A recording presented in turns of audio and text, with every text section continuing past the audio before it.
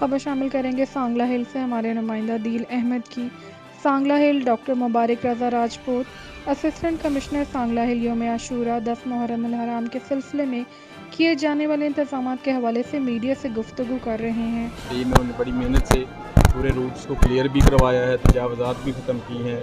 जहाँ पे गड्ढे थे, नालियों का पानी था, उसको क्लियर किया हमने। इसी तरह जो बिजली की वायर्स होती हैं लूज़ या लटकी हुई, उनको भी मैनेज किया गया। अल्हम्दुलिल्लाह सेटिस्फैक्ट्री है इंतज़ाम।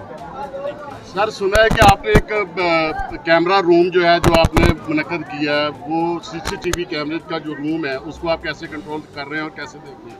वो जी हमारा कंट्रोल रूम है, जो लाइब्रेरी हम बना रहे हैं उसके अंदर इस्टेब्लिश्ड है। उसमें तकरीबन 20+ कैमराज हैं जो डिफरेंट पॉइंट्स पे लगे हुए हैं। उनको हम नेट के ज़रिए डिस्ट्रिक्ट कंट्रोल रूम से भी कनेक्टेड हैं, वो वहाँ से भी मॉनिटर हो रहे हैं। और यहाँ पे भी हम उनको 24 आवर्स मॉनिटर कर रहे हैं ताकि कोई किसी किस्म की नागहानी सूरत हाल पैदा ना हो।